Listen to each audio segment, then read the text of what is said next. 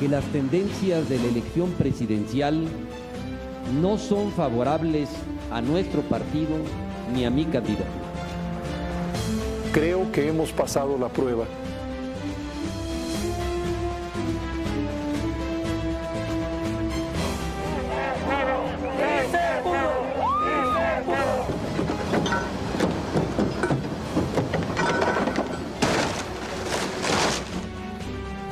Desempeñar leal y patrióticamente el cargo de presidente de la República que el pueblo me ha conferido.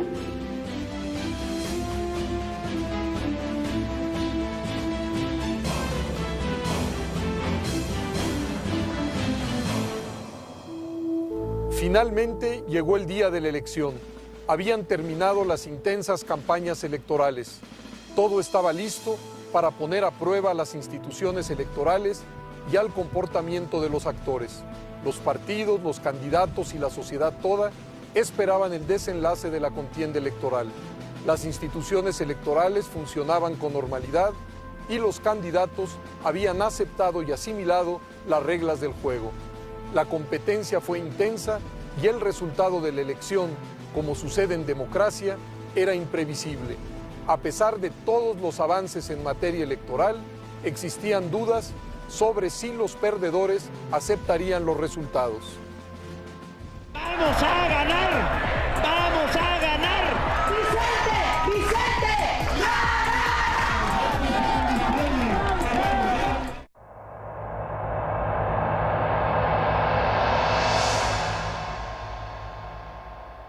El presidente de la República y su equipo se fue la noche del 1 de julio del año 2000, pues con una gran preocupación, porque la democracia entraña incertidumbre. Si a esta mezcla ingrata le agregamos otro elemento, que es el hecho de que había algunos que creían que un presidente de la República emanado del PRI nunca iba a reconocer una derrota del PRI, y había otros que creían que era una obligación del presidente de la República evitar que perdiera el PRI. El presidente se fue preocupado porque los sondeos no indicaban, en ese momento por lo menos ya había consenso, no indicaban un ganador absoluto. El 2 de julio terminaron 164 días de contienda política, de una campaña en la que lo mismo aparecieron diagnósticos y propuestas que descalificaciones de todo tipo.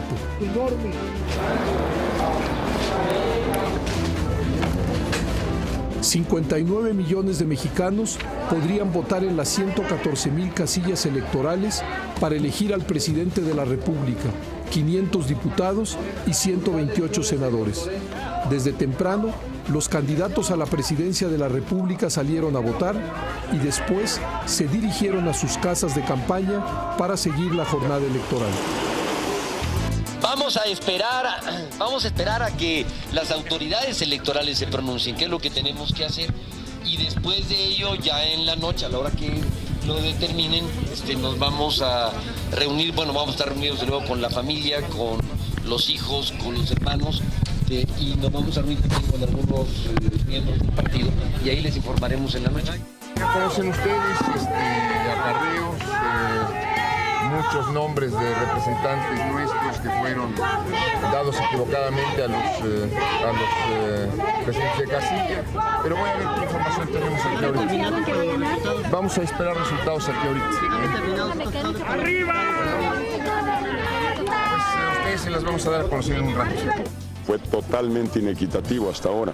No ha sido un buen proceso electoral. ¿Qué piensa? Porque está todo manchado. Las declaraciones de Fox, después de depositar su voto, expresaban dudas fundadas en experiencias anteriores y una débil comprensión del impacto de las últimas reformas. Claro que sí, rondaba no el fantasma, la realidad del fraude. Una cosa es contar con instituciones confiables como el Instituto Federal Electoral, montar mecanismos de proceso de conteo de votos bastante bien sólidos para evitar el fraude, y otra cosa es que los mapaches y los robavotos desaparezcan de la noche a la mañana cuando venían por 70 años haciéndolo. Entonces mucha de esa gente quedó por ahí, por eso sí teníamos la preocupación. Sí tiene credencial, ¿verdad? Sí tiene, muchas gracias. La jornada transcurrió de forma normal. Se instalaron prácticamente todas las casillas. González, Beatriz. Los ciudadanos insaculados y capacitados se presentaron y fungieron como funcionarios de casilla. Los ciudadanos votaron de manera ordenada.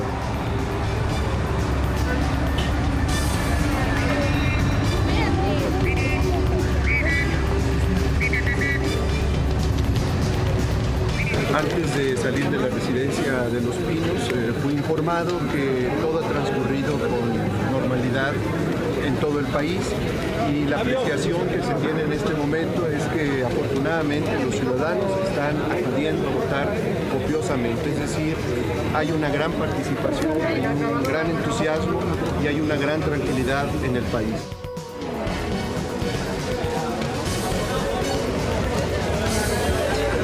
De acuerdo con el texto presentado, le ruego levantar la mano. El Instituto Federal Electoral volvió a convocar al voto ciudadano. Los convoco a votar en conciencia, sin aceptar presión ni otra consideración que no sea la convicción y el interés propio. Su voto será contado y será escrupulosamente respetado. El día de hoy los mexicanos demostraremos que queremos vivir en paz y libertad, que hemos optado por las elecciones y la democracia como el método para nuestra convivencia. La jornada electoral se vivió como una fiesta de la participación ciudadana, sin incidentes que lamentar. Las primeras tendencias de las encuestas de salida favorecían a Vicente Fox. Los resultados nos daban claramente una ventaja del PRI, una ventaja que conforme fue pasando la mañana se fue acortando, porque ya había salido toda esa primera oleada de priistas a votar. Y hacia la 1:30, 2 de la tarde, la tendencia empieza a alterarse, a modificarse, hasta que hacia las 3 de la tarde ya está claramente ubicada la tendencia de las encuestas de salida a favor de Fox. Conforme entraba la tarde, la tendencia favorable a Fox parecía irreversible. Las encuestas de salida nos van diciendo en la mañana y hasta el mediodía que llevamos una ventaja de 2 puntos, una cosa y por el estilo. Y esto empieza a cambiar al filo como de la 1 de la tarde. Empieza a transformarse y empiezan a salir los resultados adversos a nuestra candidatura. Y yo creo que al filo de las 3 vimos que venía una tendencia en contra nuestra. Desde las 2, 3 de la tarde ya olía a buen resultado y pronto se empezaron a dar más y más cifras que llevaron un reconocimiento inclusive a una hora temprana de parte del presidente Zedillo, lo cual habla bien de él. Seguramente luchó en lo que pudo para que su partido ganara. Sin embargo, al final fue demócrata, estuvo a la altura de los tiempos y hizo un reconocimiento claro del triunfo. Los datos recibidos tanto en Los Pinos como en el PAN le daban la ventaja a Fox.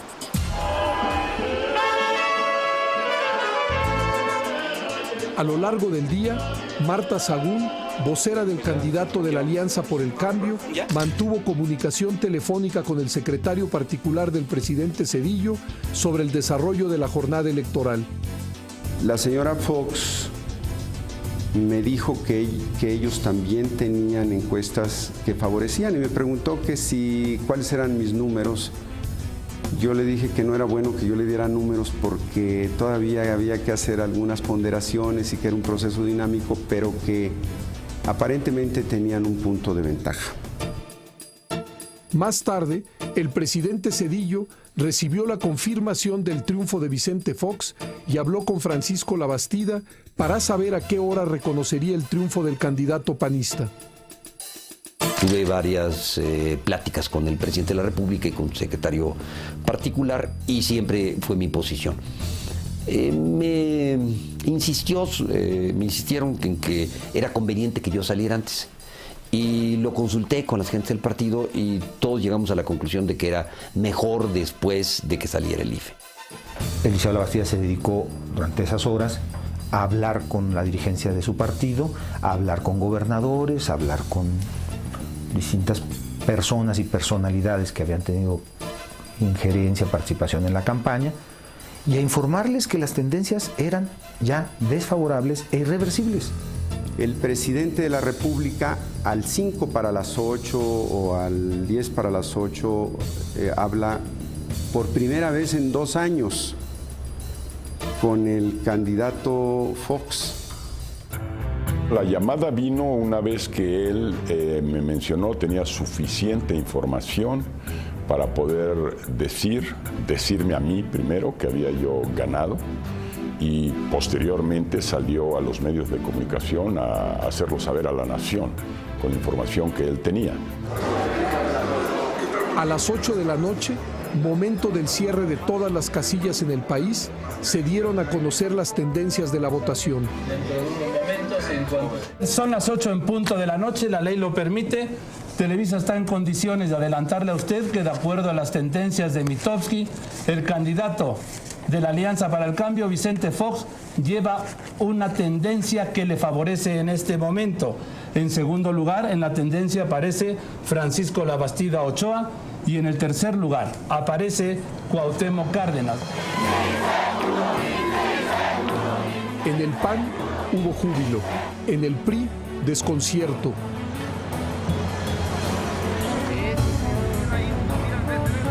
Y en el PRD desánimo. Pero todos, ganadores y perdedores, reaccionaron conforme a las pautas democráticas.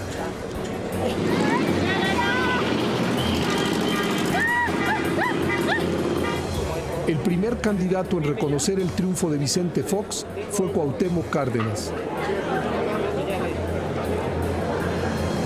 Las tendencias que muestran las encuestas de salida, las tendencias que nos muestran nuestras propias encuestas y conteos rápidos, nos dejan ver que quien ha recibido el mayor número de votos en esta elección es el candidato de la Alianza por el Cambio, y esta ha sido la decisión de una gran mayoría del pueblo mexicano.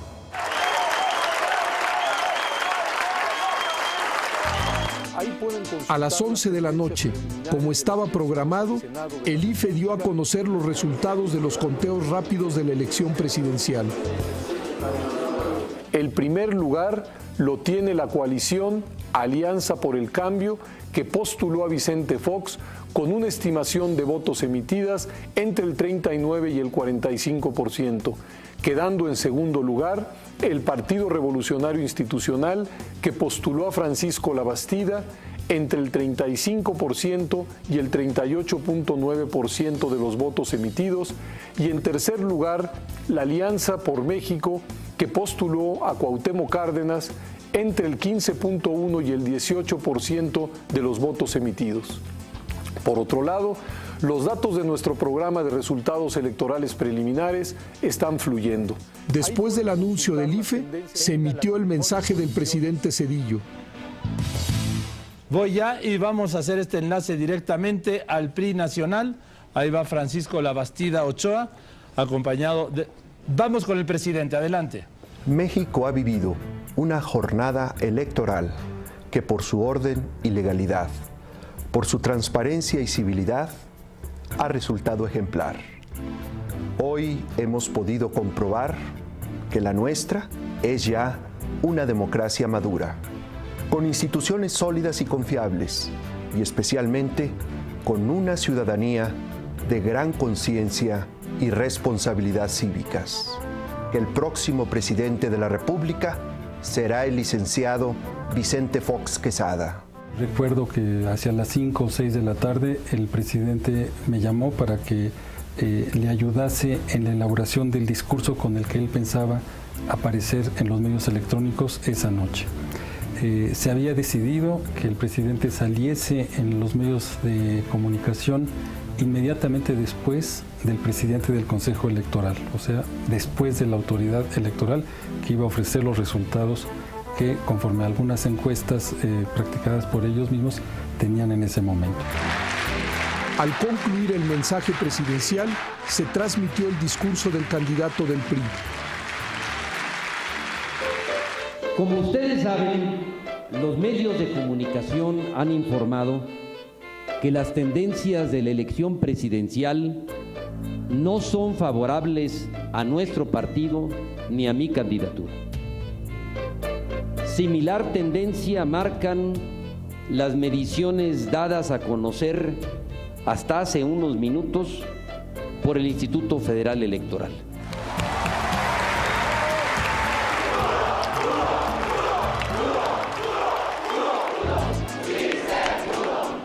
Más tarde, Vicente Fox hizo su primera declaración como ganador de la elección presidencial del 2000. La jornada electoral de día de hoy ha demostrado la madurez del Instituto Federal Electoral, de nuestras instituciones, de nuestro sistema político y de los medios de comunicación. La jornada electoral del día de hoy es una clara expresión de la madurez de nuestro país. Cruzamos el puente de la alternancia en el poder de manera pacífica y legal. Los otros dos candidatos presidenciales también reconocieron el triunfo de Fox. Esa noche, todos los candidatos, el gobierno, los partidos, el presidente de la República y la coalición que se aglutina en el PRI aceptaron el resultado electoral. Todos estaban de acuerdo en lo esencial. Las reglas de la competencia eran claras y equitativas. La alternancia fue posible porque existió consenso en que lo electoral es la única vía legítima para llegar al gobierno. El 2 de julio se realizaron 21 conteos rápidos y 9 encuestas de salida que coincidieron en el ganador de la elección presidencial. El programa de resultados electorales preliminares del IFE, el PREP, y los conteos y encuestas contribuyeron a darle certidumbre y confianza a la elección. Se había repetido el expediente de 1997.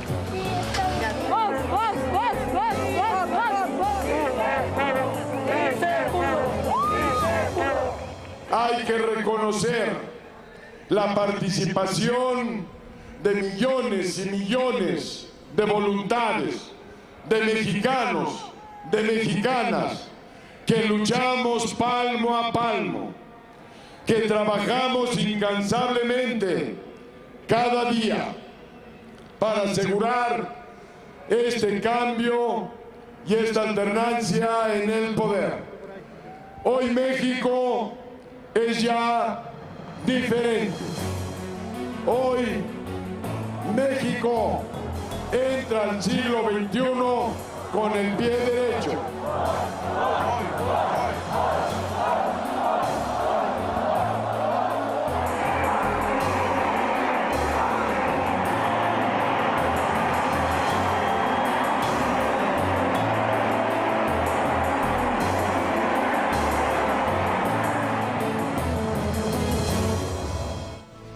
Los resultados de la elección se procesaron sin contratiempos y fueron reconocidos por todos los partidos políticos.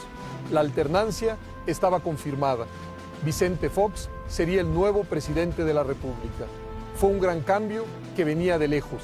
El aprendizaje llevaba décadas y había envuelto a la sociedad y la política, ensayando aquí y allá episodios de alternancia en todos los niveles, municipal, estatal, hasta llegar al cambio presidencial. Por eso, el 2 de julio fue vivido con naturalidad cívica, como si la alternancia fuese un episodio normal, asumido con tranquilidad y con confianza. ¿Cómo se calificó la elección? ¿Por qué no surgieron conflictos postelectorales como en otras ocasiones? ¿Por qué los ganadores y perdedores aceptaron los resultados sin mayor problema?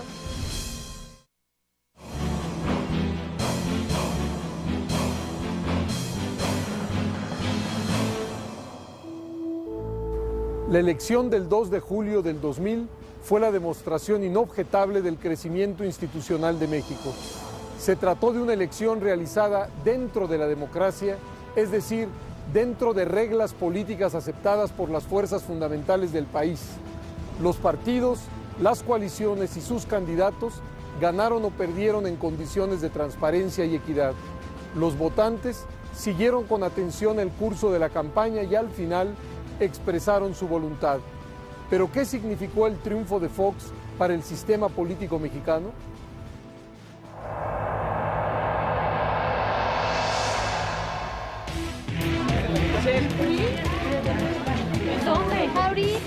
El 2 de julio votaron más de 37 millones de mexicanos, es decir, el 64% de los registrados en el padrón electoral. Los resultados finales fueron los siguientes.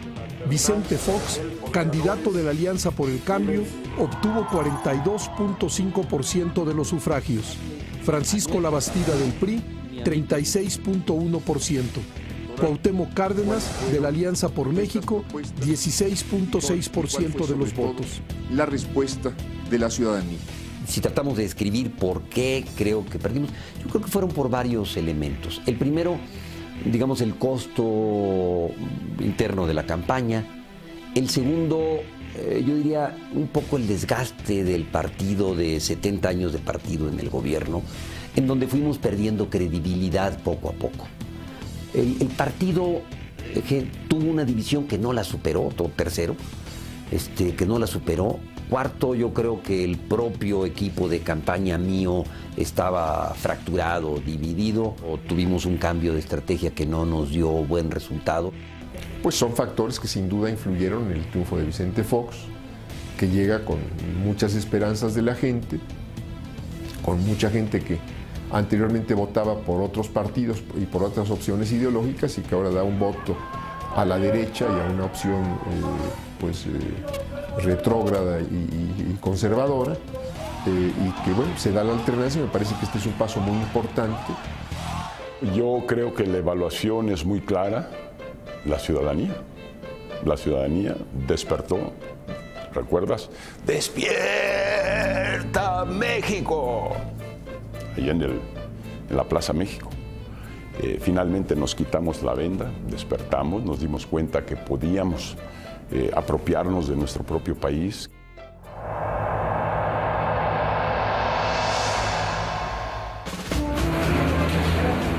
Los comicios del 2 de julio confirmaron a un poder legislativo plural y equilibrado.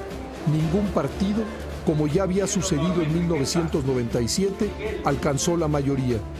En la Cámara de Diputados, el PRI logró 211 curules, el PAN 206, el PRD 50, el Partido Verde 17, el Partido del Trabajo 7, Convergencia 4, el Partido de la Sociedad Nacionalista 3 y el PAS 2. En el Senado de la República, el PRI alcanzó 60 escaños, el PAN 46, el PRD 15, el Partido Verde 5, el PT 1 y Convergencia 1. 8 partidos estarían representados en la Cámara de Diputados y 6 en el Senado de la República. La pluralidad equilibrada tendría presencia en el Legislativo. En estas mismas elecciones, el PRD ratificó su triunfo en la Ciudad de México con Andrés Manuel López Obrador.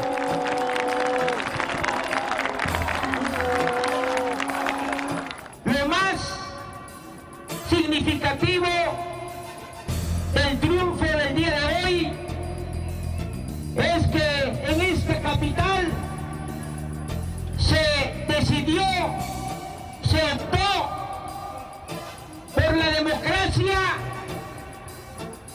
con apellido, no solo por la democracia a secas.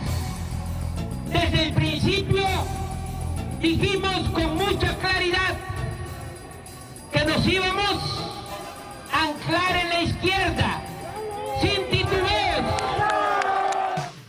Después del 2 de julio, en México se fortaleció el reparto del poder político con características propias de una democracia moderna, un sistema de partidos plural y un equilibrio real entre los poderes de la Unión. El mapa de la representación política emergió más complejo. El PAN alcanzó la presidencia de la República, el PRD la jefatura de gobierno de la Ciudad de México y el PRI la mayoría relativa en el Congreso y el mayor número de gobiernos estatales, 23 de 32.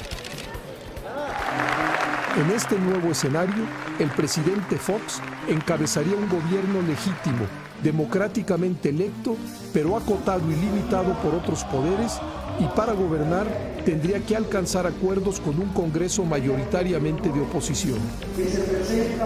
Y en términos fácticos era un presidente acotado porque no tenía el control de la mayoría de la Cámara de Diputados, de la Cámara de Senadores, no tenía consigo la mayoría de las gobernaturas de los estados, la mayoría de las presidencias municipales, la mayoría de los congresos estatales, no tenía el control sobre el gobierno del Distrito Federal.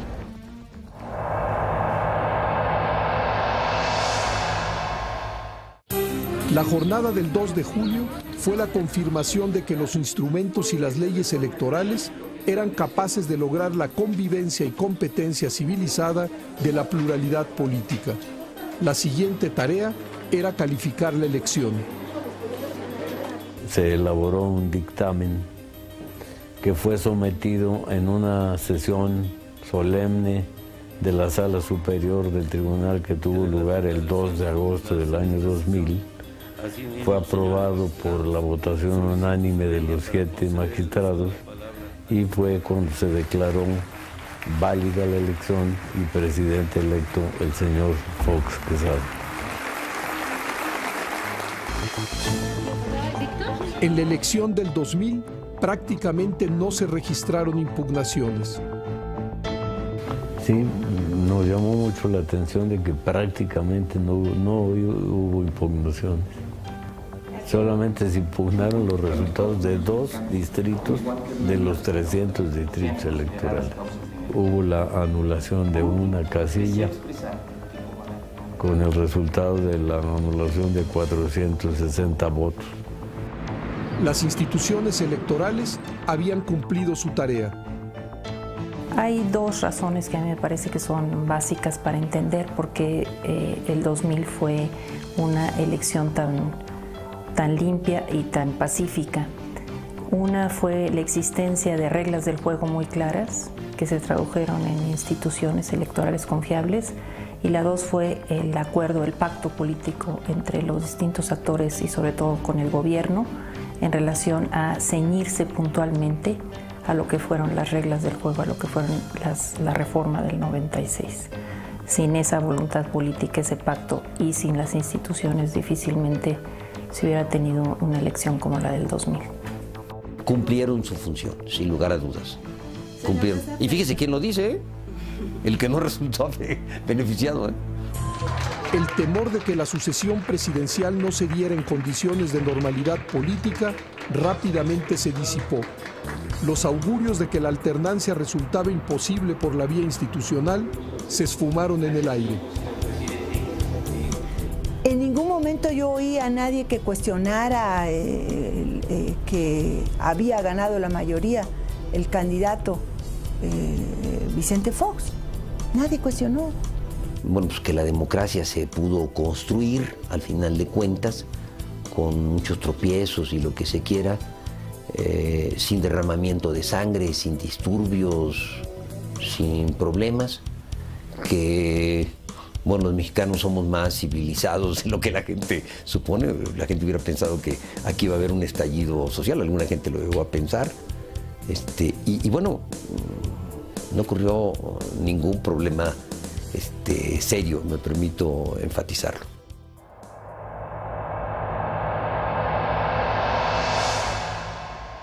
El 2 de julio de 2000 se reflejaron todos los avances que se habían logrado a través de un proceso gradual de reformas electorales que en los años 50 otorgó el voto a la mujer. En los años 76-77 abrió la competencia electoral a las corrientes y posiciones ideológicas en México y que luego de las cuestionadas elecciones de 1988 modificó en sucesivas reformas todos los eslabones electorales: la conformación de la autoridad, las condiciones de la competencia, la fórmula para procesar el contencioso electoral, los requisitos para el registro de partidos, agrupaciones y coaliciones, la integración del Congreso y el gobierno del Distrito Federal. De gobierno del Distrito Federal.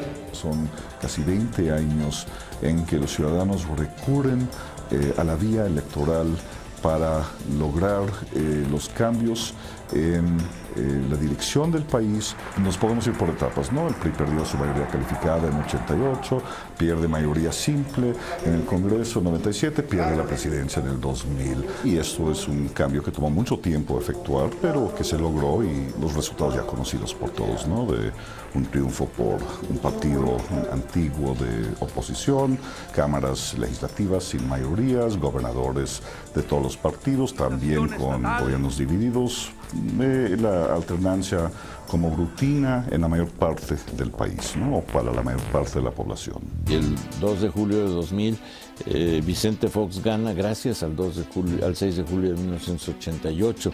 Siempre, no solo eso, también gana debido a sí mismo a la invención de su carisma, a la decisión de que el PRI ya no podía continuar y que no podíamos ingresar al siglo XXI con el PRI, etcétera. Pues yo creo que el 2000 fue un momento muy importante, sin lugar a dudas. El cambio que se dio de gobierno sin alterar el orden, con instituciones políticas muy fuertes, es una señal de lo que se pudo construir con el tiempo. Ahora es muy importante no debilitar estas instituciones. La elección del 2 de julio tenía por sí sola un significado histórico. México se probó a sí mismo que la alternancia en el gobierno era posible por vías pacíficas, institucionales y participativas. Es una gran fecha porque significa el fin de la cabeza de dos hidras, que era PRI presidente. Eso se acabó en la elección de 2000. Hubo alternancia, cosa que nadie esperaba en el mundo. Y en el año 2000, definitivamente, no solo se pierde al partido fuerte, sino se pierde para ese partido que había sido gobierno durante tantos años a la figura presidencial. Estamos todos de acuerdo en que la condición de partido fuerte que hacía posible una presidencia fuerte no se va a repetir en el futuro del país. Pero la democracia no es sinónimo de tierra prometida ni de una sociedad sin conflictos. Por el contrario, el sistema político que permite la expresión y recreación de la diversidad se encuentra cargado de problemas. México pasó la prueba de fuego de todo sistema democrático, la alternancia en la presidencia de la República a través de las urnas, sin conflictos y sin violencia. Los cambios sucesivos en las normas e instituciones electorales habían logrado justicia y equidad en la competencia partidista. El campo de batalla se había nivelado y el electorado había optado por la alternancia. ¿Cómo viviría el país la nueva correlación de fuerzas después del 2 de julio y cuáles serían sus primeras pruebas?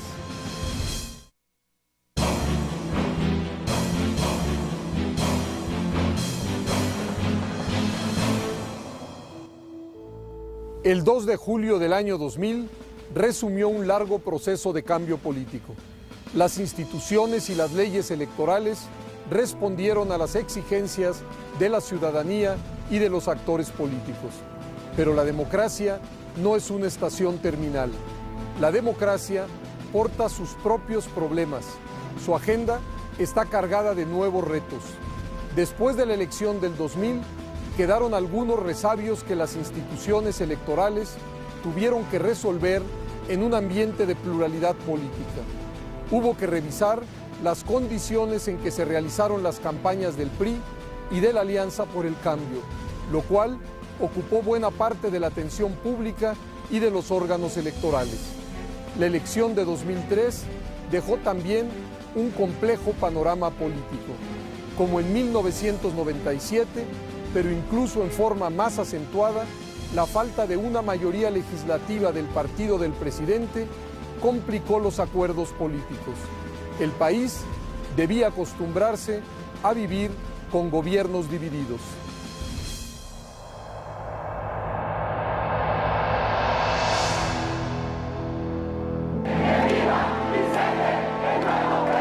El 2 de julio fue una fiesta cívica, pero quedaron algunos pendientes. Los escándalos producidos por las irregularidades en el financiamiento de las campañas presidenciales del PRI y de la Alianza por el Cambio. El IFE y el Tribunal Electoral del Poder Judicial de la Federación enfrentaron durante meses dos conflictos que los colocaron en el centro del debate político nacional, el llamado Pemex Gate y el caso Amigos de Fox.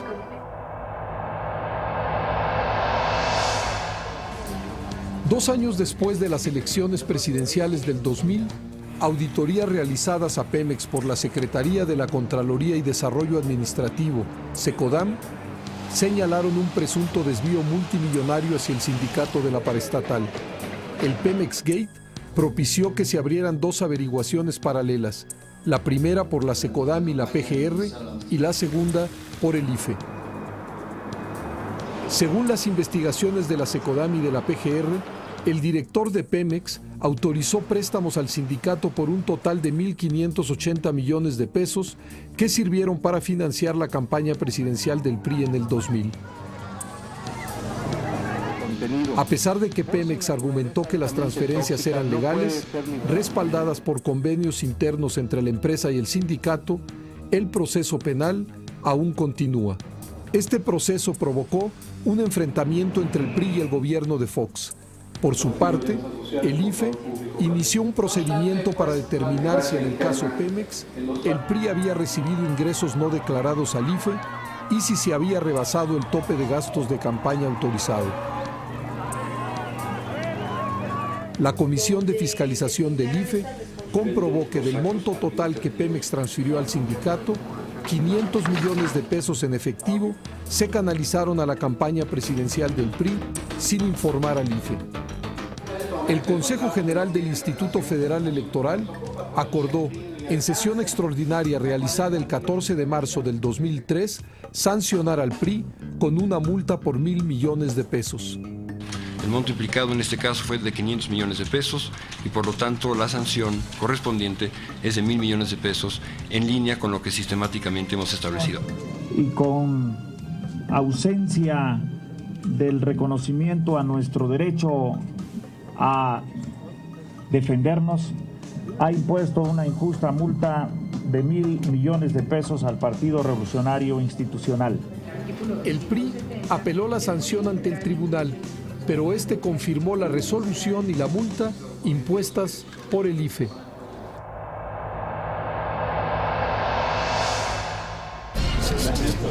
Un mes antes de las elecciones presidenciales del 2000, el periódico La Jornada publicó información sobre supuestas transferencias de fondos del extranjero a la campaña electoral de Vicente Fox.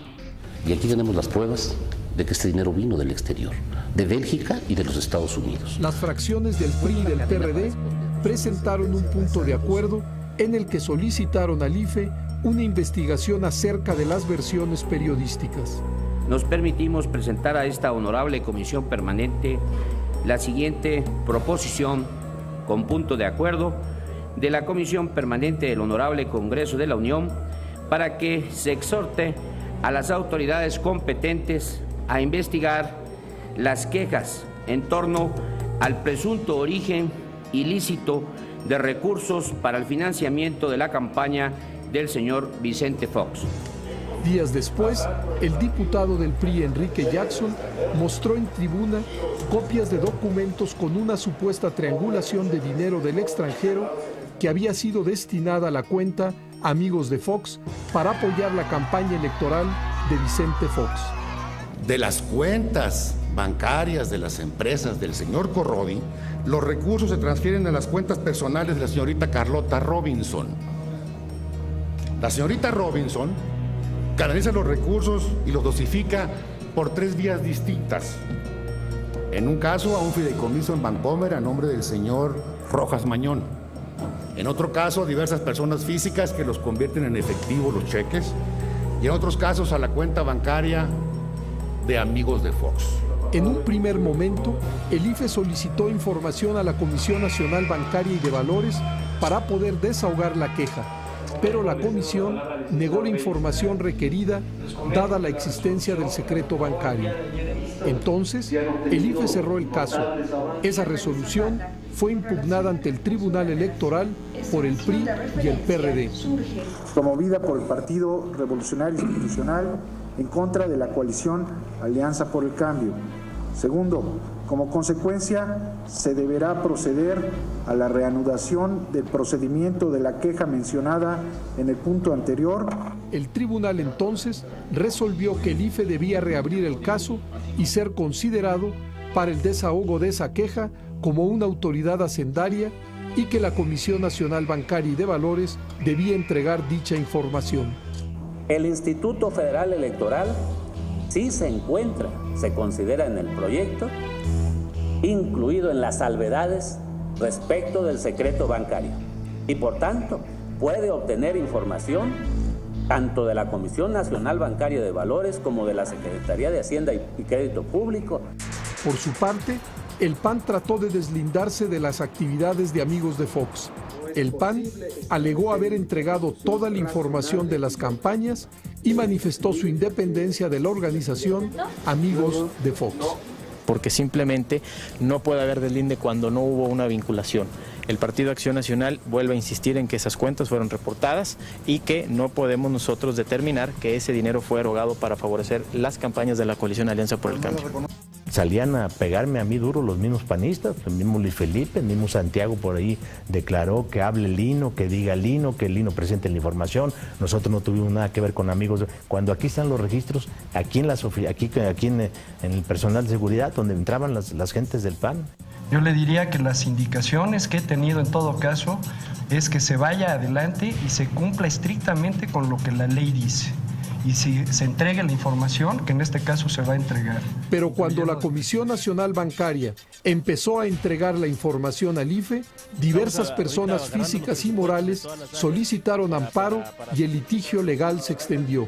Fue necesario que el caso llegara a la Suprema Corte y cuando ésta iba a resolver a favor del IFE, los involucrados se desistieron de sus amparos. La Comisión Nacional Bancaria y de Valores finalmente entregó al IFE la información sobre el financiamiento de la campaña de Fox. Después de analizar la evidencia, el 10 de octubre del 2003, el Consejo General del IFE resolvió sancionar a la Alianza por el Cambio. Le corresponderá al Partido Acción Nacional 360.971.039 pesos con 40 centavos y al Partido Verde Ecologista 184.198.610 pesos con 5 centavos. El PAN y el Partido Verde impugnaron la sanción. También lo hicieron el PRI y el PRD, pero el tribunal la ratificó e incrementó el monto de la multa al PAN y redujo la del Verde Ecologista. Este caso, como el de Pemex Gate, se resolvió por los cauces institucionales y los partidos asumieron las decisiones de los órganos electorales. El caso Amigos de Fox y el Pemex Gate hicieron evidente que a pesar de los avances, es necesario fortalecer las facultades fiscalizadoras del IFE. El financiamiento de los partidos políticos es un asunto complejo que se debate prácticamente en todas las democracias. Primero, la fiscalización de los partidos es un terreno largo por recorrer todavía. Yo creo que los pendientes de la democracia mexicana se reducen casi a uno solo. ¿Qué vamos a hacer con el dinero en la política? Además, el IFE debe ser dotado de mayores facultades para que nadie pueda desconocer su jerarquía constitucional y se acaben los Pemex Gate y los Amigos de Fox en este país. Los grandes casos de la elección del 2000, tanto el denominado Pemex Gate como el Amigos de Fox, lo que demuestran es que no tenemos a nivel de la legislación suficientes elementos para evitar que recursos privados entren a las campañas y sean preponderantes en el desarrollo de las campañas. Y bueno, entre otras cosas está el problema del secreto bancario, que tiene que tener excepciones frente a las autoridades electorales para poder fiscalizar las cuentas. La elección del 2000 dejó una agenda por resolver en materia de regulación de precampañas y de facultades para la fiscalización del financiamiento.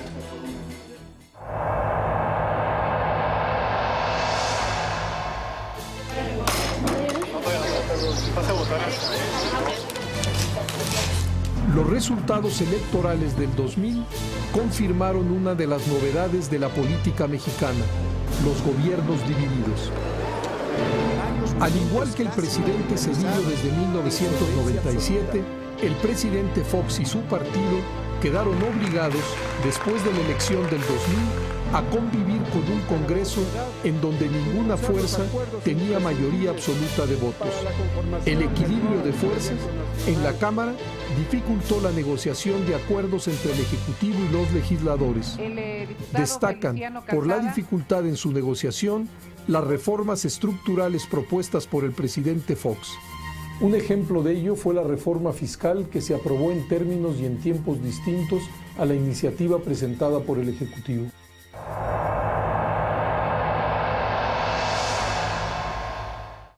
En abril de 2001, el presidente Fox envió al Congreso de la Unión una iniciativa de reforma hacendaria que tenía como principal objetivo aumentar los ingresos del gobierno a través de dos pilares: reducir la tasa máxima o del impuesto sobre la renta de 35 a 32% y eliminar la tasa cero del IVA en alimentos y medicinas.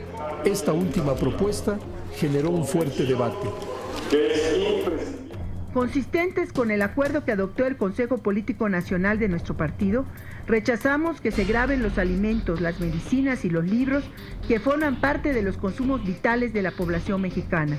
El PRI cuidará que la dieta básica y la salud de los mexicanos no sea afectado por esta reforma. La reforma que propone el gobierno da 118,000 millones de pesos, la del IVA, que no va a ser aceptada.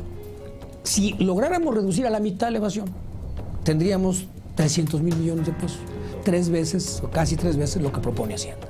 Hay quienes han manifestado su desacuerdo con una reforma tributaria que, entre otros cambios, propone generalizar la aplicación del IVA y menores tasas en el impuesto sobre la renta.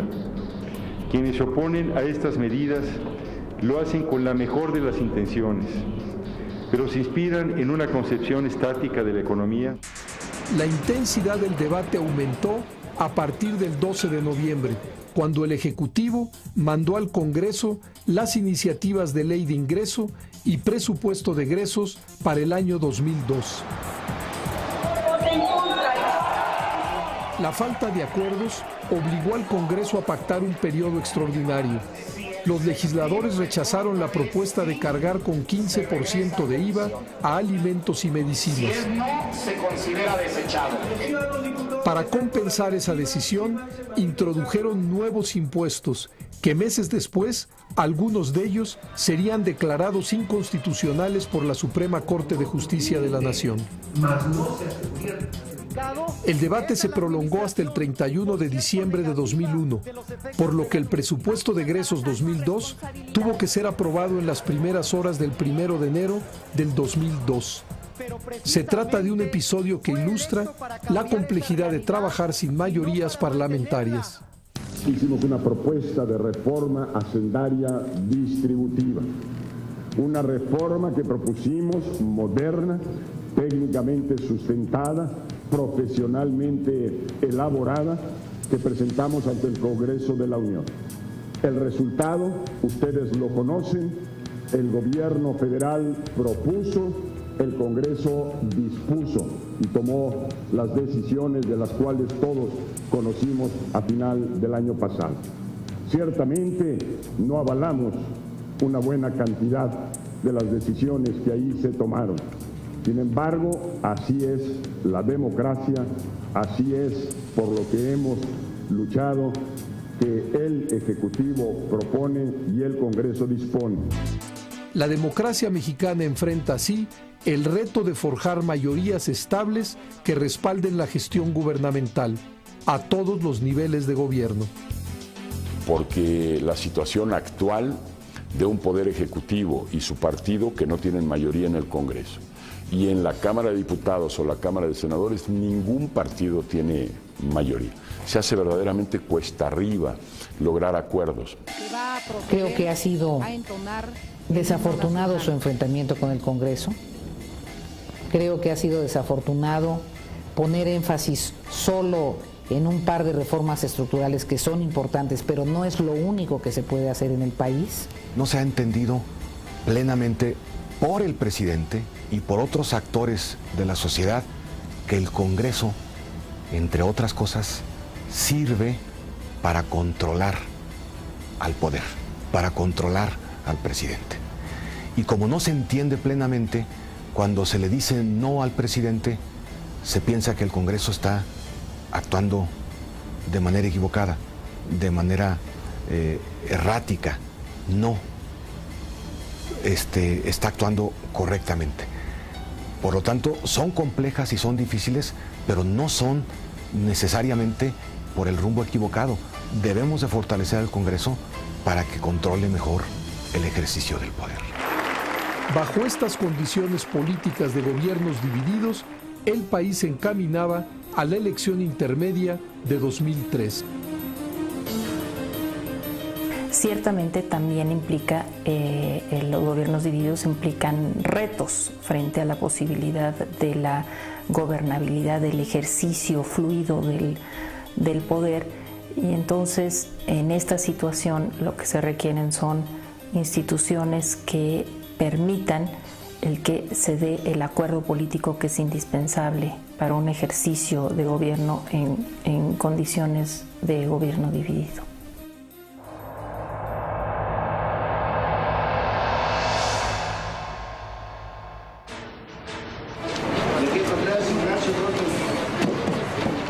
El 6 de julio del 2003 se realizaron elecciones para renovar la Cámara de Diputados, 6 gubernaturas y varios congresos locales. En los meses previos, el IFE nuevamente se preparó para una elección muy competida.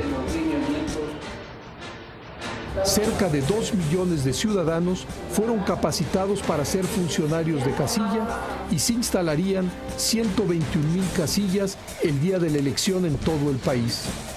México se encaminó a una nueva elección, la tercera con la misma ley electoral. 11 partidos políticos compitieron en esta jornada electoral que transcurrió sin incidentes graves. De un padrón de poco más de 65 millones de ciudadanos, solo salieron a votar 26 millones de mexicanos, el 42% del padrón. Los ciudadanos, diputadas y diputados que estén por la afirmativa, sírvanse manifestarlo.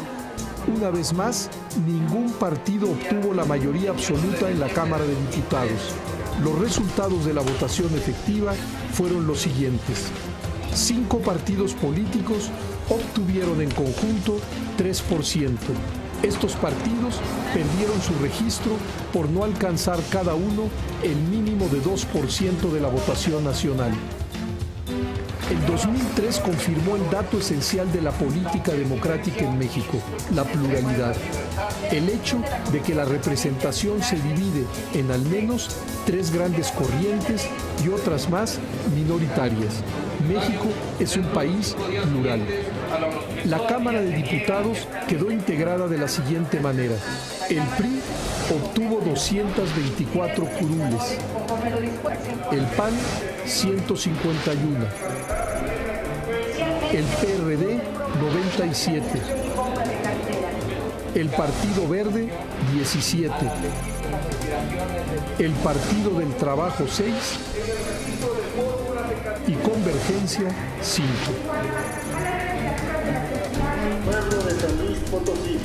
Las gubernaturas de San Luis Potosí y Querétaro fueron para el PAN. El PRI ganó en Campeche, Nuevo León y Sonora. La elección de Colima fue anulada por el tribunal, pero en comicios extraordinarios el PRI ratificó su triunfo. En el Distrito Federal, el PRD refrendó su posición y logró la mayoría absoluta en la Asamblea Legislativa. Quizá el descenso electoral del PAN puede explicarse porque los compromisos asumidos eran muchos y la capacidad para resolverlos limitada. Tiene claro el nivel de expectativa tan alto que ha creado entre la gente que se puede convertir sí, por allá. En un momento determinado puede ser un punto de inflexión. Sí. Mira, yo siempre he sido de la idea que más vale pensar en grande, más vale proponernos siempre metas muy, muy elevadas, pero a la vez es importante también ponerlas en una perspectiva correcta, cuantificarlas, darles valor contable para que podamos medirnos de cómo vamos. Destacó el compromiso de crecer en forma acelerada. Nosotros tenemos que hacer crecer la economía al 7%. Es la única manera en que vamos a empezar a recuperar ingresos todos los mexicanos y mexicanas. Es la única manera en que va a haber los empleos que requieren los jóvenes, 1.350.000 año por año.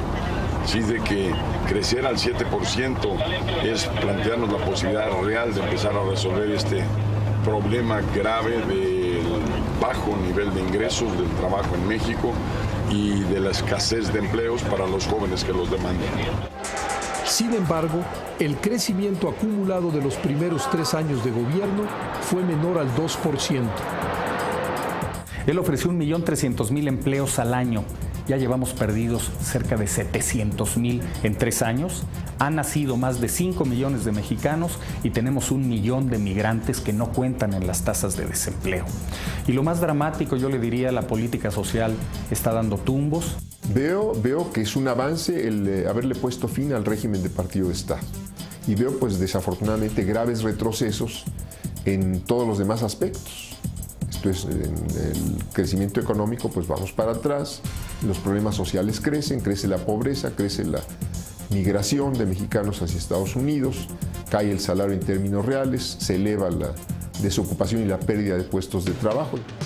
Las elecciones de 2003 mostraron una realidad política plural y compleja. Ninguna fuerza política por sí sola está en condiciones de legislar. Los actores políticos están obligados a desplegar sus capacidades para construir acuerdos como única forma para dar respuesta a las necesidades de los mexicanos. No obstante, estos comicios ratificaron que la vía electoral es el único mecanismo que permite que la diversidad de opciones compitan de manera institucional y pacífica y que otorga plena legitimidad a gobernantes y legisladores.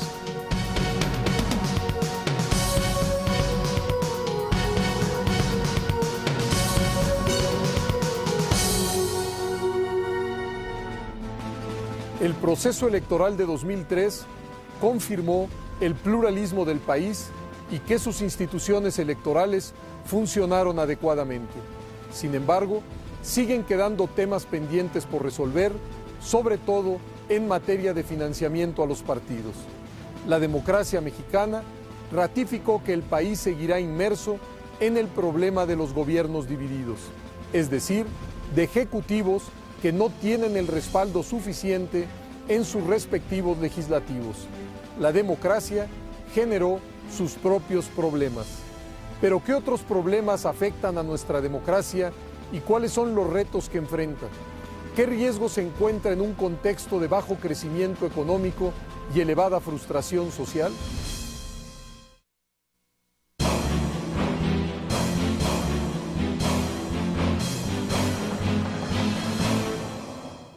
México vive hoy en democracia, una democracia nueva, germinal, cargada de tensiones y problemas.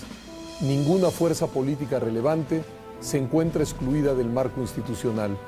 La vía electoral ha demostrado todas sus potencialidades para que una comunidad masiva, compleja, como es la nuestra, pueda expresarse, convivir y competir de manera civilizada. Pero la democracia no es el fin de la historia y menos de los problemas. Los retos son muchos y las percepciones sobre el cambio distintas. Veamos.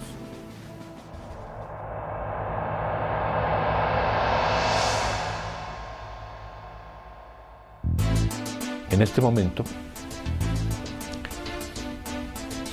bueno, México ha completado su transición a la democracia en varios aspectos fundamentales. Tenemos un Instituto Federal Electoral independiente, tenemos una plena libertad de expresión en los medios de comunicación, escritos, el radio, la televisión.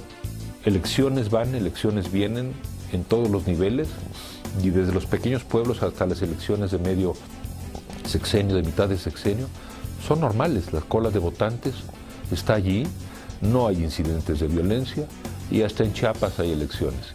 Estamos todavía en una transición inacabada, en un proceso que no ha terminado, para que podamos realmente estar satisfechos de que por lo menos la transición hacia un sistema democrático se haya logrado ya en México. Para empezar, no estoy de acuerdo con el término de transición democrática, porque ese es un término que se ha usado para marcar el paso de dictaduras militares, o la dictadura de Franco en España, particularmente de Pinochet, la transición hacia la democracia. Y en este país no hemos vivido una dictadura. Precisamente podemos nosotros enorgullecernos de los avances constantes en materia democrática en este país. De manera que no hay transición, lo que ha habido es un avance constante, grandes esfuerzos por construir la democracia en México. Yo discrepo de los maximalistas y de los minimalistas. Los maximalistas que dicen el 2 de julio cambió todo, no es cierto. Y los que dicen, bueno, no pasó nada, tampoco es cierto. Cambió 70 años de historia política en el país. Un partido que nos había gobernado durante 70 años fue desplazado. Hubo alternancia, y la alternancia en sí misma es un hecho que no podemos dejar de consignar. La pregunta es si con la alternancia cambiaron los problemas de México, o mejor aún, la manera de manejarlos y de darles respuesta. Esa es la verdadera pregunta para darle al 2 de julio su dimensión.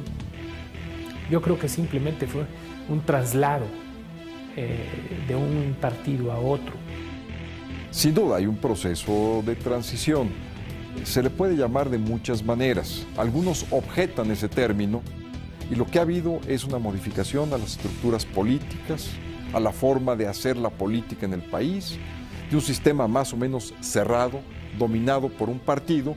Ahora vivimos en un sistema abierto, pluripartidista, en donde nadie tiene el control del Congreso, como antes ocurría, en donde no hay censura, en donde no hay un trato en donde se privilegia a unos por otros. En fin, las cosas sin duda han cambiado en términos de un proceso de transición. Bueno, la primera alternancia del poder a nivel del Ejecutivo, yo creo que fue un hecho histórico muy importante. No el único, una serie de cosas que ocurrieron antes, pero ese es el momento simbólico de la transición. Entonces hay una época pretransicional, la época transicional y la época actual, que es la de la consolidación de la transición o la de la pérdida de la transición. No sabemos qué puede pasar en México. Estamos dentro de la normalidad democrática del orden mundial. Segundo, creo yo, estabilidad política. Si vemos lo que ocurrió en los 80 y 90, ¿no? Estos conflictos pre y post electorales duros, y no hubiéramos resuelto esto estaría incendiado, ¿no? O sea, cada elección sería prácticamente una confrontación entre mexicanos y entre sociedad y gobierno. Y creo yo que la democracia ha servido para desahogar inquietudes, canalizar institucionalmente proyectos, reivindicaciones, críticas. Sí, en México vivimos un proceso de transición democrática desde hace varios años. No está clara la fecha de cuándo empezó, porque ha sido un proceso muy gradual, muy suave, pero claramente ya vivimos la primera fase, incluso culminamos la primera fase del cambio de reglas respecto del acceso al poder, que culmina con la alternancia presidencial en el año 2000. Yo creo que la transición política terminó con la alternancia. Ahora tenemos un régimen democrático que hay que estudiar y ver qué es lo que no le funciona bien. Entonces, yo creo que la transición política terminó, pero creo que no tenemos una democracia efectiva para transformar el país en el sentido que el país lo necesita.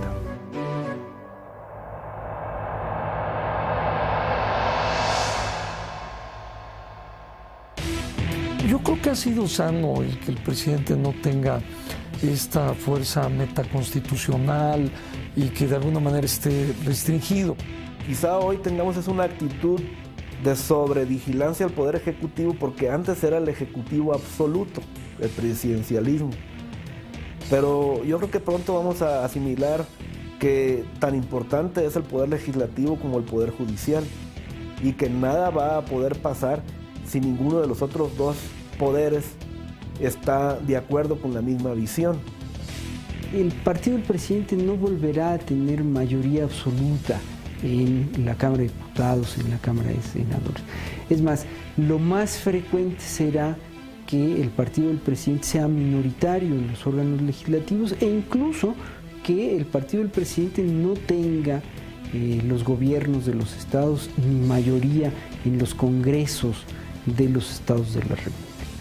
Llegamos al momento en que estamos ahora, que es un momento de libertades democráticas muy desarrolladas, avanzadas, libertad de expresión, una influencia que no conocíamos de los medios de comunicación, con libertad, sin cortapisas, sin censuras, y un juego democrático muy amplio, división de poderes, pesos y contrapesos, un poder legislativo real, un poder judicial real. Hoy existe un poder judicial independiente, antes no lo había. Es un presidente acotado, pero eso no es malo. Es un presidente controlado por el Congreso, pero eso no es malo. Me parece que esa era una de las cosas que se buscaban en el proceso de transición en nuestro país. Me parece que debemos determinar, y qué bueno que felizmente estamos avanzando hacia un presidencialismo acotado por la ley y por el Congreso. El presidente de alguna manera era o fungía como una figura de jefatura o de guía superior de todos los gobernadores, independientemente de los partidos. Hoy ya no. Estamos pasando del federalismo al feudalismo.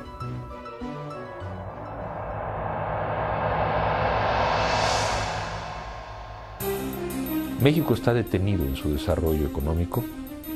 Preocupante, muy preocupante es esa situación, y lo está en buena medida porque no hemos sabido cómo vivir el orden democrático. La democracia no significa que un partido de oposición debe de ejercer la oposición sistemática y total a todo lo que venga del presidente que proviene del partido que está en el poder. La democracia es que el partido de oposición acepte algunas cosas y otras las rechace.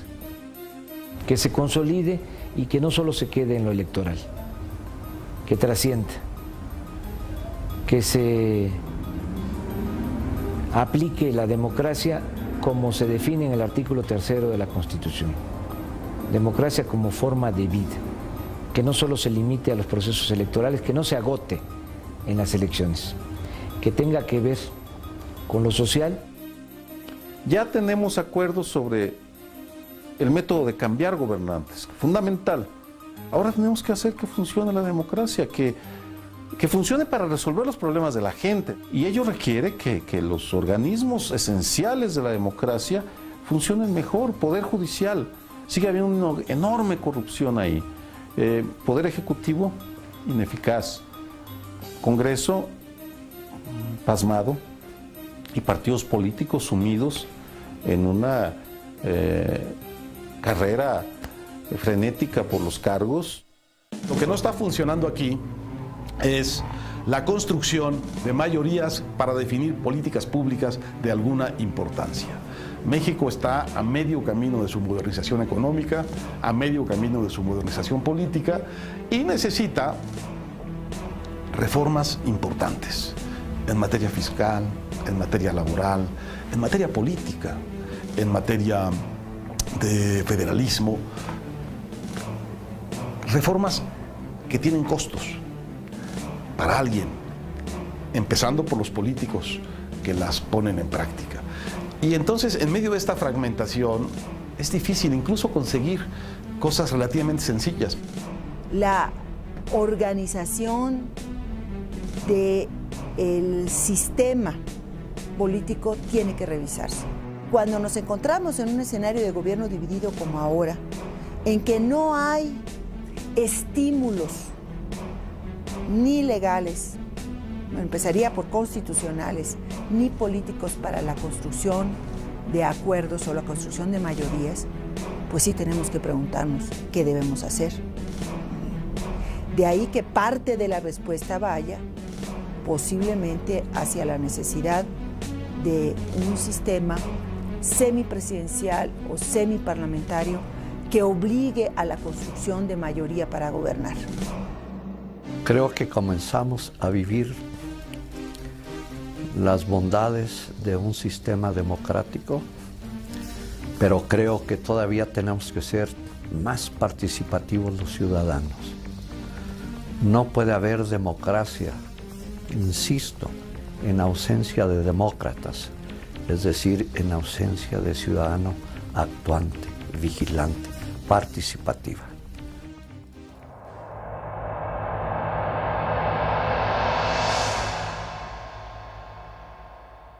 El riesgo que le veo es el vacío de poder.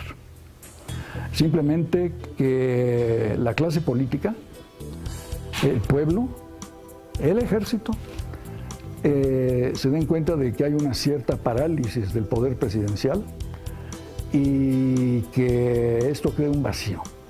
Ahora, el vacío no lo tolera ni la naturaleza ni la política. Lo llena algo o alguien. Por supuesto que la democracia puede fracasar, por supuesto que no tenemos la garantía todavía de que el sistema democrático mexicano va a perdurar. Puede haber una regresión hacia el autoritarismo si hay un colapso económico, pero no hay duda de que la democracia permite producir más, repartir mejor y, como decían mis amigos españoles, refiriéndose a la transición española, vivir con más alegría. Según una encuesta reciente de un estudio realizado por las Naciones Unidas en América Latina, y en ello incluyen a México, más de la mitad de los ciudadanos estarían dispuestos a aceptar un régimen autoritario si le resuelve sus problemas económicos. Este es un llamado de atención grave. Todos debemos de trabajar para que la democracia funcione mejor y rinda mejor. ¿Qué es lo que yo veo como grandes peligros para la democracia mexicana? El que hayamos evolucionado hacia una democracia tipo norteamericana en donde el dinero es el que manda. Ese fenómeno no existía en México antes con la preponderancia del PRI, las regulaciones que se establecían. La democracia implica también vivir en un Estado de Derecho. Y ese es un déficit grande del sistema social y político en nuestro país. No es la legalidad suficientemente respetada. No son nuestras normas lo indispensablemente cumplidas. Si no avanzamos en eso, por ahí se puede colar intentos de deterioro de nuestro desarrollo democrático.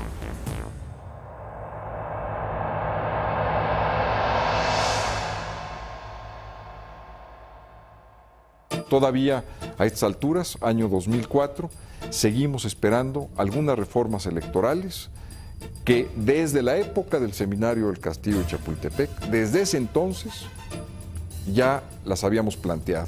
Unificación de calendarios electorales, compactación de elecciones y sobre todo bajar el costo de nuestra democracia. Ya desde aquel entonces venía esa discusión y estoy hablando de 1996. Haría también transformaciones para que costara menos el IFE y costaran menos las campañas y tuvieran menos dinero también los partidos. O sea, la democracia la tenemos que tener, pero tiene que ser menos onerosa. Es decir, necesitamos campañas más cortas, campañas menos costosas, campañas en donde el debate, las ideas sea el que prive. Yo diría que los nuevos retos están englobados en tres grandes cuestiones. La primera es que los órganos electorales que hoy gozan de aceptación importante entre la población tienen la obligación de avanzar en la construcción de una cultura democrática. El otro capítulo es el que tiene que ver con esta cuestión de la fiscalización del uso de los recursos públicos. Y después yo diría que hay un gran capítulo de reformas político-electorales que se tiene que abrir pronto en este país. Tenemos que analizar si nuestro sistema presidencial de gobierno es el más eficiente para los tiempos modernos. Tendremos que preguntarnos, tendrán las fuerzas políticas que preguntarse, si el actual arreglo institucional de un sistema presidencial es lo más eficiente para el funcionamiento de un sistema con estas características. Primero, la fiscalización de los partidos es un terreno largo por recorrer todavía. Segundo, la responsabilidad de los órganos de poder. Es decir, tenemos un ejercicio ilimitado de libertades, todos los días se insulta al presidente, por ejemplo, pero también necesitamos un ejercicio de responsabilidades de los ciudadanos, de responsabilidades de los diputados, de los senadores.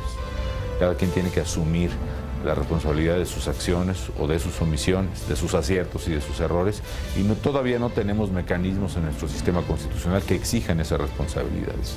Ya no hay necesidad de ninguna reforma adicional, pero sí en otros campos dentro de lo electoral que tienen que ver sobre todo con el asunto de los recursos, con el asunto de los medios de comunicación, con el asunto de los partidos políticos, ¿no? De lograr medidas y lograr disposiciones legales que puedan asegurar una mayor transparencia de los partidos políticos, mayores obligaciones en términos de rendición de cuentas. Entonces, ese es un área, pero la otra es pues lo que se llama la reforma del Estado, ¿no? Y que tiene que ver, yo diría, en primerísimo lugar con la implantación cabal de un Estado de Derecho. Los transicionistas pensaron en las elecciones y no en el día después de las elecciones, ¿no? Entonces tenemos que construir ese orden político que significa las relaciones entre presidencia y legislativo. Ya vemos cómo están tensas y empantanadas. Tenemos que crear las instituciones que definan y regulen estas relaciones entre ejecutivo y legislativo, las relaciones entre el gobierno federal y los gobiernos estatales y municipales. Tenemos que crear un sistema de justicia funcional, efectivo, honesto, imparcial, y más a fondo tenemos que crear una economía con capacidad de respuesta a los problemas de masas. ¿Qué entiendo por reforma integral del Estado? Tiene muchos capítulos. Significa reelección de diputados y senadores, tal y como lo estableció la Constitución de 1917 y lo cambió el jefe Máximo Calles para beneficiarse él. Segunda vuelta presidencial, indispensable. A fin de que haya un presidente con plena legitimidad, es preciso pasar a la segunda vuelta con las distintas etapas que significa, a fin de que el presidente, al inaugurar su gobierno, tenga una clara mayoría, una clara legitimidad electoral. Creación de un servicio público profesional, el acceso de los ciudadanos a plebiscitos. 85% en promedio de los diputados nunca ha sido diputado, nunca ha sido senador, nunca ha sido diputado local. O sea, no hay experiencia parlamentaria en México. Cuando se tiene un poder tan grande en manos de ciudadanos representantes que sin embargo no pueden tener una carrera profesional en ese espacio de deliberación y de decisión, tenemos un problemón brutal en México y ojalá que la clase política ya de una vez redefina ese aspecto nodal de la vida parlamentaria mexicana que puede generar realmente una crisis mayúscula. El presidencialismo no se lleva bien con la multiplicación de los partidos políticos. Y eso es lo que hemos visto en los últimos años en México. No es deseable que un presidente tenga menos del 50% de la votación. Por eso es importante la segunda vuelta, que yo aplicaría tanto en el Ejecutivo como en el propio Legislativo. Por eso es importante que revisemos las fórmulas para generar alianzas y coaliciones y mecanismos de gobierno en donde los partidos tengan que unirse con programas unidos y se comprometan a sacar adelante una agenda legislativa. El gran pendiente, creo yo, es lograr una cultura de legalidad. Ya nos dimos cuenta que la alternancia sirve, pero no lo es todo. Ya nos dimos cuenta que las instituciones sirven, pero no lo son todo. Ha sido una etapa, diría yo, bastante fácil, porque los mexicanos han cambiado normas, han cambiado estilos, han cambiado, pero no se han cambiado a sí mismos. Tenemos de verdad que hacernos la pregunta, como ya lo mencioné, ¿es funcional o no es funcional el presidencialismo en una realidad diversa y plural donde nadie tiene la mayoría absoluta? ¿Deberá el sistema transitar hacia un régimen semipresidencialista o semiparlamentario? ¿Cabrá la figura del jefe de gobierno además de la del jefe del Estado? Debemos de incorporar la reelección de los legisladores para vincular su trabajo más con las demandas y el mandato de la sociedad, de tal manera que se le dé más poder al ciudadano, no nada más para elegir, sino también para premiar o castigar. ¿Cómo debemos de regular la participación de los medios de comunicación en una democracia moderna? ¿Cuál debe de ser la vinculación sana, mutuamente benéfica, cooperativa entre los estados de la federación? ¿Y cuál debe ser la relación entre el gobierno federal y los estados? ¿Cómo hacemos para que en las cámaras de senadores y diputados los asuntos fluyan y no se traben? ¿Cómo hacemos para que la diversidad, el debate, la pluralidad funcione y derive en conclusiones, en buenas leyes, en acuerdos, en consensos? La democracia, una de las aspiraciones más viejas de la nación, llegó por la vía de las elecciones. Durante casi 2 décadas, el país se empeñó en conseguir elecciones limpias, partidos fuertes, libertad política, y lo logró. México, la historia de su democracia, nos mostró que en momentos difíciles, cuando los problemas parecían descarrilar al país, los distintos actores políticos fueron capaces de dialogar, llegar a consensos y avanzar en la vida democrática. Esta serie es una forma de reconocer todo lo que hemos avanzado, de apropiarse y sentirse orgulloso de lo que hemos hecho como país. Hay que recordarlo como una manera de obtener una visión y el valor para enfrentar los problemas que toda democracia lleva consigo. Hoy podemos decir que las elecciones se realizan con normalidad, que los actores políticos respetan las reglas democráticas, reconocen los resultados y encuentran en las diferentes instancias electorales al árbitro que dirime conflictos. La vía de la violencia no tiene lugar cuando la vida del país permite la coexistencia pacífica de la pluralidad. Debemos apreciar lo que hemos logrado y para ello es necesario avanzar en una nueva agenda que le dé gobernabilidad al país en condiciones de pluralidad y gobiernos divididos, y que nos permita mejorar el bienestar de la población, porque la pobreza y desigualdad en la que transcurre la vida social no son el mejor caldo de cultivo para la reproducción de la democracia. Gracias por habernos acompañado en este recorrido de México, la historia de su democracia.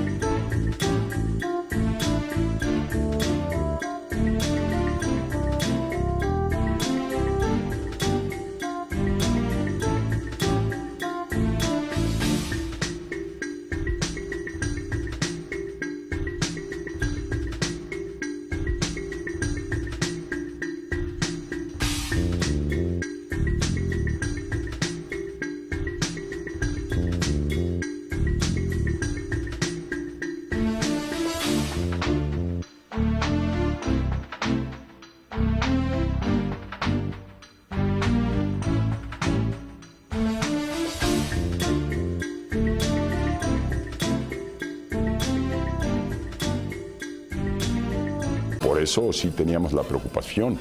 Sí tiene credencial, ¿verdad? Aquí tiene, muchas gracias. La jornada transcurrió de forma normal. Se instalaron prácticamente todas las casillas. González Beatriz. Los ciudadanos insaculados y capacitados se presentaron y fungieron como funcionarios de casilla. Los ciudadanos votaron de manera ordenada.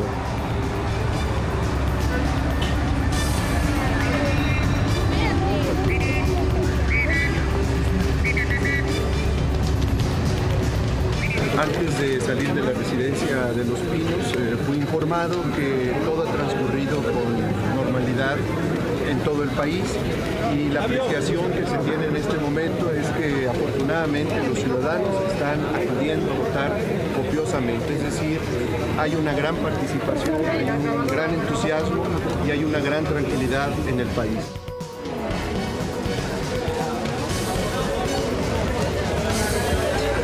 De acuerdo con el texto presentado, les ruego levantar la mano. El Instituto Federal Electoral volvió a convocar al voto ciudadano. El Código Federal. Los convoco a votar en conciencia, sin aceptar presión ni otra consideración que no sea la convicción y el interés propio. Su voto será contado y será escrupulosamente respetado. El día de hoy los mexicanos demostraremos que queremos vivir en paz y libertad, que hemos optado por las elecciones y la democracia como el método para nuestra convivencia. La jornada electoral se vivió como una fiesta de la participación ciudadana, sin incidentes que lamentar. Las primeras tendencias de las encuestas de salida favorecían a Vicente Fox. Los resultados nos daban claramente una ventaja del PRI, una ventaja que conforme fue pasando la mañana se fue acortando, porque ya había salido toda esa primera oleada de priistas a votar. Y hacia la 1:30, 2 de la tarde, la tendencia empieza a alterarse, a modificarse, hasta que hacia las 3 de la tarde ya está claramente ubicada la tendencia de las encuestas de salida a favor de Fox. Conforme entraba la tarde, la tendencia favorable a Fox parecía irreversible.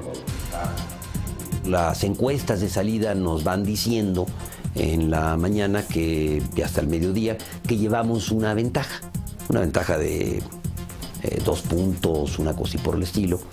Y esto empieza a cambiar al filo de como de la 1 de la tarde, empieza a transformarse.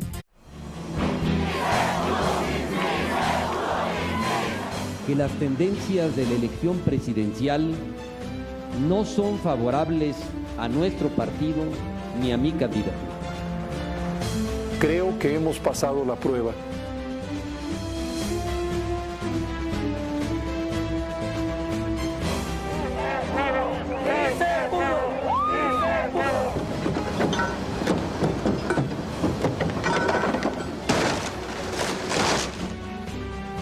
Desempeñar leal y patrióticamente el cargo de presidente de la República que el pueblo me ha conferido.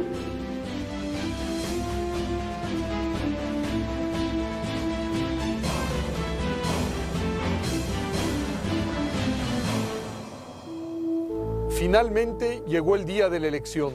Habían terminado las intensas campañas electorales. Todo estaba listo para poner a prueba las instituciones electorales y al comportamiento de los actores. Los partidos, los candidatos y la sociedad toda esperaban el desenlace de la contienda electoral. Las instituciones electorales funcionaban con normalidad y los candidatos habían aceptado y asimilado las reglas del juego. La competencia fue intensa y el resultado de la elección, como sucede en democracia, era imprevisible. A pesar de todos los avances en materia electoral, existían dudas sobre si los perdedores aceptarían los resultados. ¡Vamos a ganar! ¡Vamos a ganar! ¡Vicente! ¡Vicente!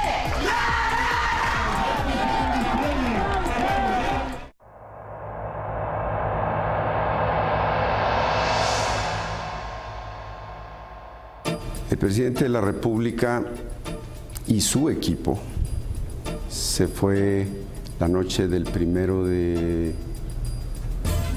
julio del año 2000 pues con una gran preocupación, porque la democracia entraña incertidumbre. Si a esta mezcla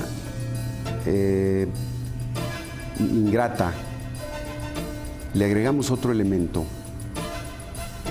que es el hecho de que había algunos que creían que un presidente de la República emanado del PRI nunca iba a reconocer una derrota del PRI, y había otros que creían que era una obligación del presidente de la República evitar que perdiera el PRI. El presidente se fue preocupado porque los sondeos no indicaban, en ese momento por lo menos ya había consenso, no indicaban un ganador absoluto. El 2 de julio terminaron 164 días de contienda política, de una campaña en la que lo mismo aparecieron diagnósticos y propuestas que descalificaciones de todo tipo.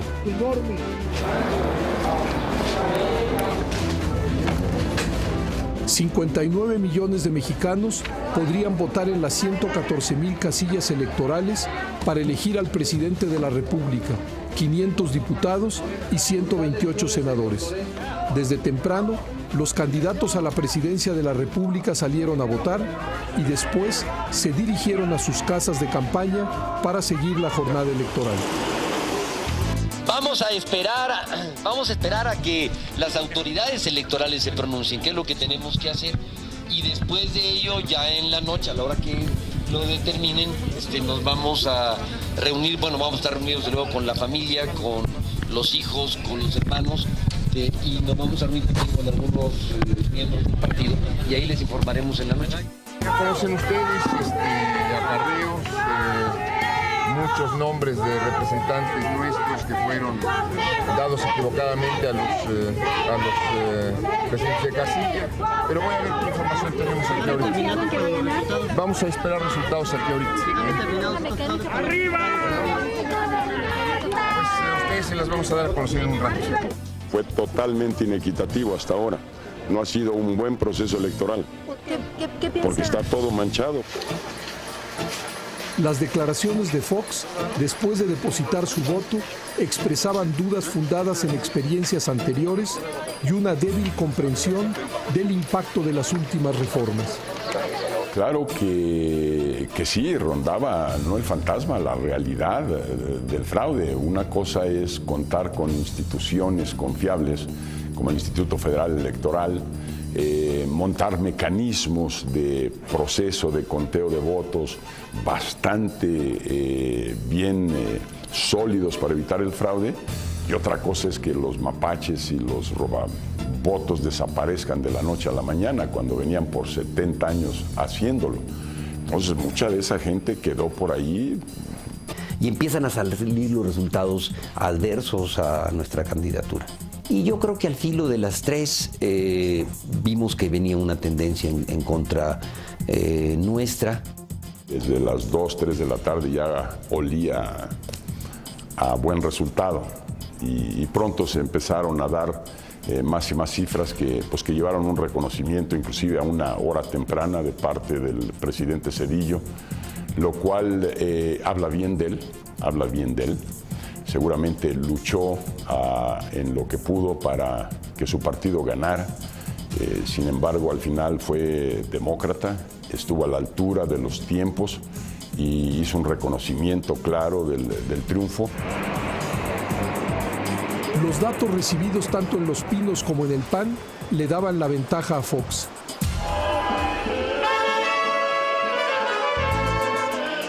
A lo largo del día, Marta Sagún, vocera del candidato de la Alianza por el Cambio, mantuvo comunicación telefónica con el secretario particular del presidente Zedillo sobre el desarrollo de la jornada electoral. La señora Fox me dijo que ellos también tenían encuestas que favorecían y me preguntó cuáles eran mis números. Yo le dije que no era bueno que yo le diera números porque todavía había que hacer algunas ponderaciones y que era un proceso dinámico, pero que aparentemente tenían un punto de ventaja. Más tarde, el presidente Zedillo recibió la confirmación del triunfo de Vicente Fox y habló con Francisco Labastida para saber a qué hora reconocería el triunfo del candidato panista. Tuve varias pláticas con el presidente de la República y con su secretario particular y siempre fue mi posición. Me insistieron en que era conveniente que yo saliera antes. Y lo consulté con las gentes del partido y todos llegamos a la conclusión de que era mejor después de que saliera el IFE. Eliseo Labastida se dedicó durante esas horas a hablar con la dirigencia de su partido, a hablar con gobernadores, a hablar con distintas personas y personalidades que habían tenido injerencia, participación en la campaña, y a informarles que las tendencias eran ya desfavorables e irreversibles. El presidente de la República al 5 para las 8 o al 10 para las 8 habla por primera vez en 2 años con el candidato Fox. La llamada vino una vez que él me tenía suficiente información para poder decirme a mí primero que había yo ganado, y posteriormente salió a los medios de comunicación a hacerlo saber a la nación con la información que él tenía. A las 8 de la noche, momento del cierre de todas las casillas en el país, se dieron a conocer las tendencias de la votación. Son las 8 en punto de la noche, la ley lo permite. Televisa está en condiciones de adelantarle a usted que, de acuerdo a las tendencias de Mitofsky, el candidato de la Alianza para el Cambio, Vicente Fox, lleva una tendencia que le favorece en este momento. En segundo lugar, en la tendencia aparece Francisco Labastida Ochoa y en el tercer lugar aparece Cuauhtémoc Cárdenas. En el PAN hubo júbilo, en el PRI desconcierto.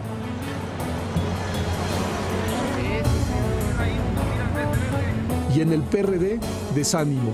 Pero todos, ganadores y perdedores, reaccionaron conforme a las pautas democráticas.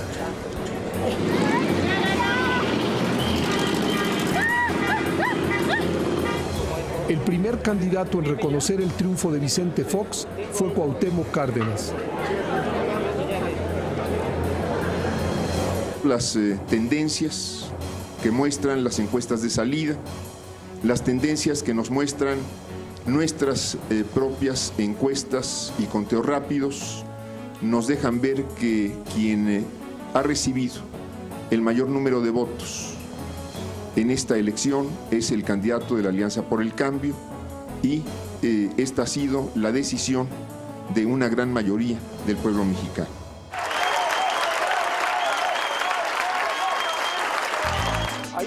A las 11 de la noche, como estaba programado, el IFE dio a conocer los resultados de los conteos rápidos de la elección presidencial. El primer lugar lo tiene la coalición Alianza por el Cambio, que postuló a Vicente Fox con una estimación de votos emitidas entre el 39 y el 45%, quedando en segundo lugar el Partido Revolucionario Institucional, que postuló a Francisco Labastida entre el 35% y el 38.9% de los votos emitidos, y en tercer lugar la Alianza por México, que postuló a Cuauhtémoc Cárdenas entre el 15.1 y el 18% de los votos emitidos.